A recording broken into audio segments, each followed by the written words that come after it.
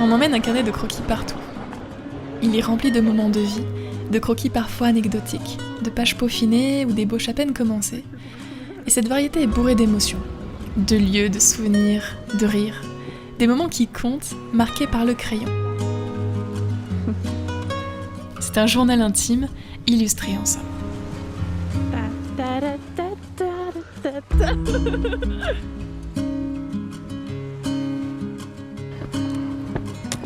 J'adore regarder ceux des autres, en voir car c'est une part de vie plus ou moins personnelle. Et comme quand on dessine, on se réapproprie ce que l'on voit et qu'on le transcrit à sa manière, cela permet d'en apprendre plus sur la personne, ce qui la touche et ce qui la passionne.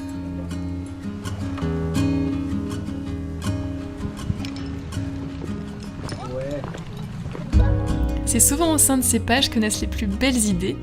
On ose expérimenter, rater, recommencer et garder une trace de son évolution. Le trait se module, s'interroge, s'affirme au cours des pages, un peu comme nous qui grandissons. Et comme cela fait quelque temps que je les fabrique moi-même, aujourd'hui je te propose d'en réaliser quelques-uns ensemble.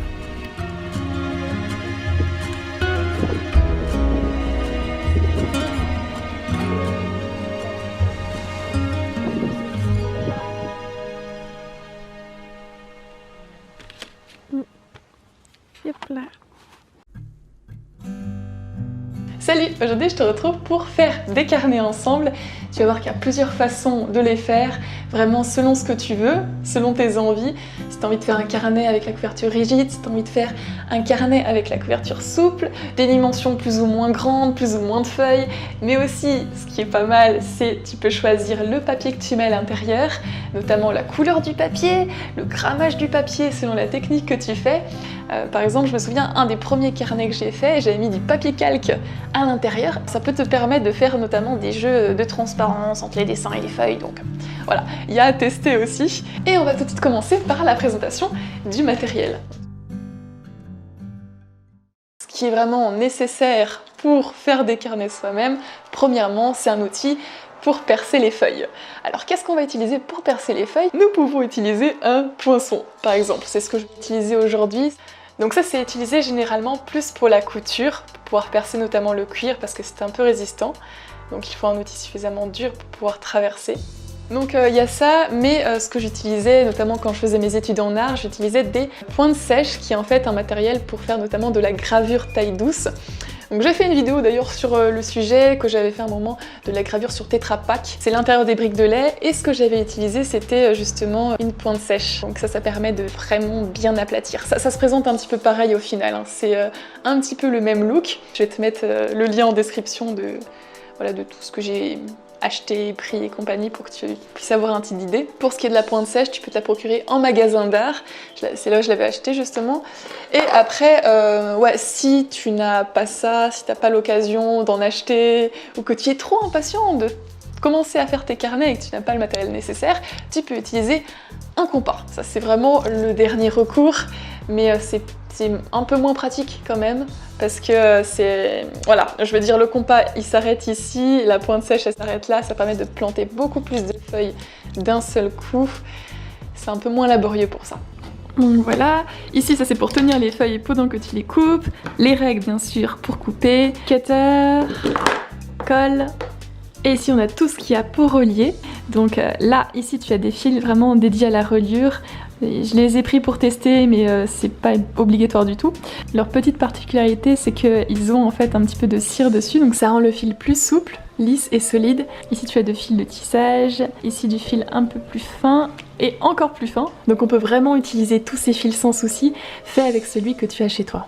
Avec ça, tu as besoin bien sûr de tes petites aiguilles, avec une tête plus ou moins grosse. Et pour les personnes qui ont absolument pas envie d'utiliser du fil, il y a la possibilité d'utiliser du scotch. Donc pour le scotch, moi je conseille plutôt un scotch assez résistant, et par exemple celui-ci qui est presque en fin de vie d'ailleurs, je l'ai beaucoup trop utilisé, qui est un scotch isolant pour les fils électriques. Et en termes de papier, donc tu peux utiliser tout ce qui est papier de récupération, tes chutes de papier que tu as. Me concernant, j'ai recommandé un bloc de papier. Parce qu'avec mon déménagement, j'ai pas forcément tout emmené, donc voilà, il me manquait un petit peu des choses. Donc je me suis refournie et j'ai commandé ce gros pack de feuilles qui est très bien parce que je l'ai eu pour moins de 10 €, figure-toi. Et c'est Clairefontaine, c'est une bonne marque, un bon papier, énormément de feuilles. Il y a combien de feuilles dessus? Il y en a 100 kilos. Le grammage est de 160. C'est ce qui me semblait plutôt bien puisque c'est ni trop épais ni trop fin. Et pour ce que j'ai envie de faire, bah, ça conviendrait parfaitement. Me concernant, je vise plus un carnet pour dessiner avec du pastel sec. Parce qu'en ce moment, je suis vraiment dans ce côté-là, si tu as vu mes précédentes vidéos, ou si tu me suis sur Instagram, voilà, c'est vraiment ce qui me plaît pour le dessin d'observation. Pour l'aquarelle, on va aller quand même dans un grammage un peu plus élevé, généralement, même si ça pourrait convenir en vrai. Mais bon, ça risque un peu de gondoler. Si tu as du mal à t'y retrouver, n'hésite pas à me dire en commentaire si ça t'intéresse une vidéo sur les différents types de papier pour en savoir plus sur le grammage, etc. Potentiellement, je peux en faire une si ça peut vous éclairer. Donc ça, c'est des feuilles A4 pour faire un carnet donc A5, puisqu'on va bien sûr plier les feuilles. Ensuite, j'ai avec moi d'autres blocs de feuilles que je n'ai pas encore utilisés. Notamment parce que des fois, les feuilles sont un peu trop fines pour faire vraiment des dessins comme ça, séparément. Donc j'ai notamment ce carnet-ci. Là, ce qui est intéressant, c'est qu'on trouve un papier de couleur un petit peu plus foncée. Ça, j'aime plutôt bien parce que quand je dessine au pastel, tout ce qui est reflet blanc ressort bien dessus. Parce que généralement, quand tu fais voilà, blanc sur blanc, bah, ça se voit pas vraiment. Là, j'ai plus un bloc avec des couleurs un peu différentes. Donc là, c'est vraiment si j'ai envie d'insérer des pages un peu de couleurs différentes au sein du carnet, ou encore pour faire les couvertures. Ça peut être plutôt pas mal. Pour les carnets souples. Pour les carnets rigides, on va utiliser encore autre chose. Ça va être tout simplement ce que tu trouves à l'arrière de tes blocs de feuilles. Donc tu vois, cette partie carton, elle est idéale vraiment pour faire un carnet rigide. Tu peux totalement l'utiliser. Donc voilà, par exemple, à chaque fois que je finis un bloc, j'en récupère une avec des tailles plus ou moins différentes. Bon là, tu peux voir tous les tests peinture que je fais sur le côté. Alors bien sûr, si tu n'as pas ça spécialement chez toi ou que tu n'as pas envie de mutiler ton bloc de carnet que tu n'as pas encore fini, tu peux tout simplement utiliser du carton ou encore l'emballage des boîtes de céréales par exemple.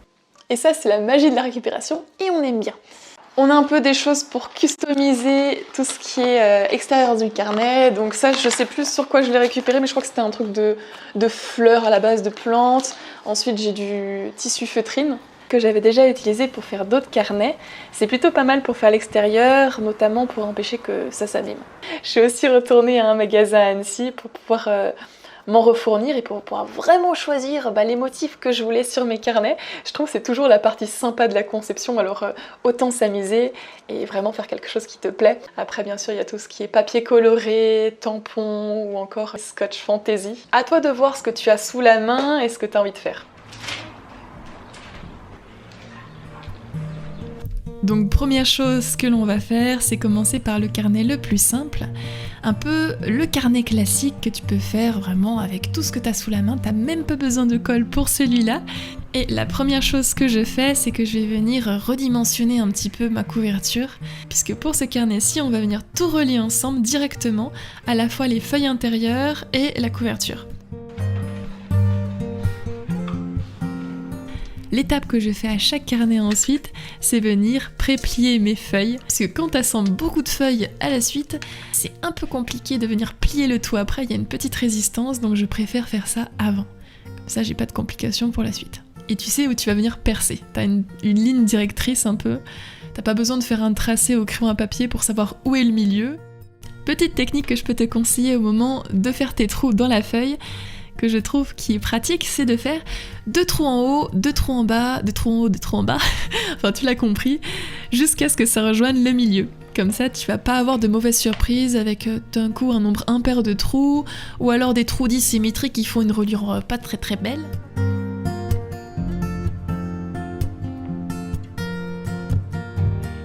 J'en ai déjà parlé, mais tu peux vraiment utiliser le fil que tu veux et aussi surtout faire le nombre de trous que tu veux. Ça va pas grandement impacter la reliure du carnet, c'est vraiment le style que tu veux lui donner. Mais la partie la plus importante pour la reliure du carnet, c'est de venir bien serrer le fil. Et là, j'insiste vraiment sur ça parce que il suffit que tu aies un fil un peu plus détendu et ensuite, les feuilles, elles se baladent plus facilement, on va dire. Il faut vraiment que tout soit très serré, quitte à venir resserrer le fil par la suite. Une fois que tu as fait un premier passage, tu peux soit t'arrêter et tu noues ton fil et c'est très bien, soit venir faire un deuxième passage en sens inverse comme je fais ici. Donc c'est strictement la même chose, sauf que je vais venir combler le blanc entre guillemets entre les trous. Et ensuite il suffit de relier les deux fils au bout. Et voilà, tu as ton carnet qui est fait. Mais si tu veux aller un peu plus loin, tu peux observer que quand tu fermes ton carnet, surtout quand il a une certaine épaisseur, il y a des feuilles qui dépassent. Si tu as un massicot à disposition à ton travail ou ton école, c'est parfait. Sinon, il y a la bonne vieille méthode à la main avec le cutter comme je fais là maintenant. Donc là, je viens recouper un peu tous les côtés. Et ce que j'aime bien faire, des fois, sur certains carnets, c'est venir arrondir les coins. Et pour arrondir les coins, la petite méthode, c'est de venir couper le bout, puis ensuite toutes les parties qui sont un petit peu pointues, jusqu'à ce que ça fasse un cercle, finalement. Je t'ai fait un petit croquis en haut à gauche, comme ça tu pourras voir un petit peu plus simplement comment je m'y prends. Pour ce carnet-ci, tu peux voir que j'ai déjà relié toutes les feuilles préalablement avant, et je vais venir tout simplement poser la couverture après coup. C'est une couverture qui est carton, voilà, c'était le petit bout de carton réutilisable texturé que je trouvais sympa. Du moment que tu coudes pas le fil à l'intérieur, et ça faut faire très attention où sont tes jointures, tu peux venir redimensionner ton carnet après coup. Et donc là on se retrouve avec un carnet un peu plus petit, avec une belle texture, et qui a une couverture, ma foi, assez souple et résistante à la fois.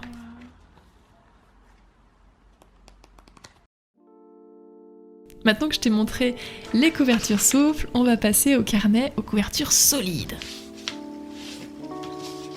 Donc même procédé que je t'ai montré précédemment, on va venir préalablement plier les feuilles en deux. Également la couverture en carton, donc là je m'aide d'une sorte de règle pour pouvoir bien aplatir ça.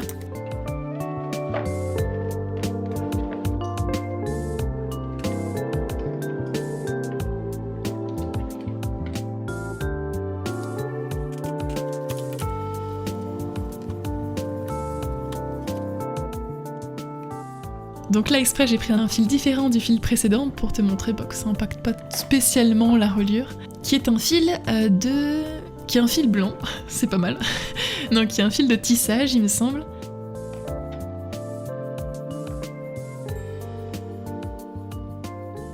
Et je vais venir relier ça en faisant le nœud à l'extérieur. On fait un double nœud si on le souhaite et on vient couper l'excédent de fil. Et là, waouh, incroyable, nous avons un carnet rigide, avec les feuilles qui sont parfaitement tenues, mais un carnet rigide qui est encore un peu moche, on va pas se le cacher. Donc on va venir recouper tout ça pour que les coins soient parfaitement lisses et que ça soit impeccable, parce qu'on aime bien quand même la finition chez nous quand même, on fait les choses bien, n'est-ce pas ?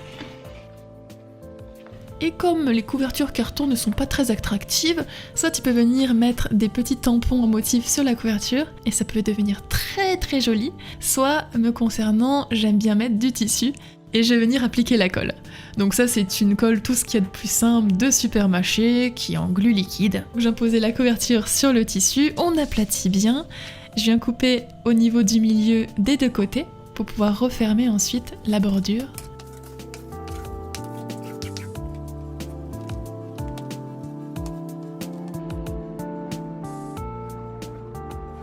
Donc voilà, pareil, un petit peu de colle, on va bien aplatir pour faire les ourlets.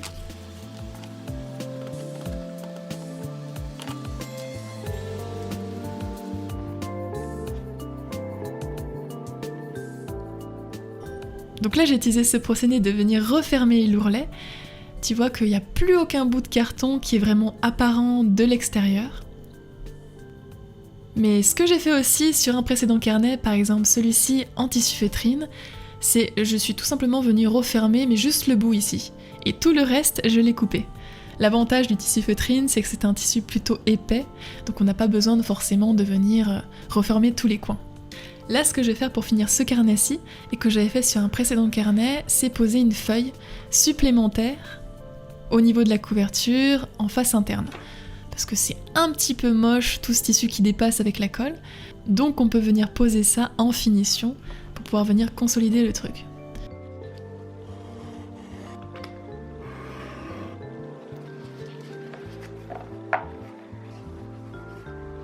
Pour ça, je dois t'avouer que j'aime bien le papier craft. Là, il se trouve, j'en avais plus, donc j'ai pas pu faire exactement comme l'autre carnet. Pour la deuxième façon de faire un carnet en couverture rigide, ça peut s'adresser aux personnes qui ont un petit peu du mal à venir percer à la fois les feuilles et la couverture. Donc ce qu'on peut faire, c'est préalablement relier toutes ces feuilles avant et venir poser la couverture après coup. Pour ça, je la découpe en deux.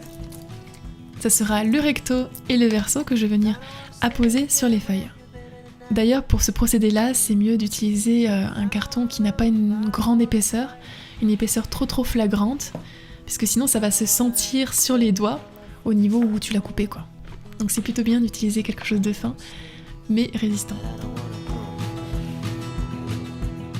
Pour ce carnet-ci, j'ai envie d'utiliser de la feutrine et je viens arrondir les bouts.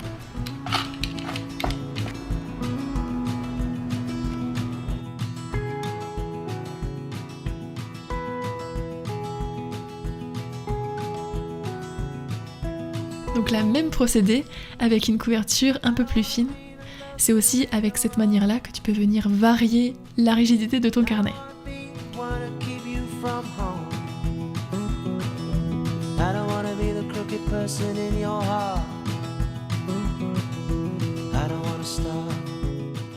Voilà, c'est la fin de cette vidéo, j'espère que tu as pu voir comment créer ton propre carnet toi-même. Si tu l'as aimé, n'hésite pas à mettre un petit pouce bleu ou à me commenter pour me dire un petit peu tes impressions ou comment toi tu procèdes pour créer tes carnets. Moi je te dis à bientôt pour une prochaine vidéo et en attendant, à tes crayons.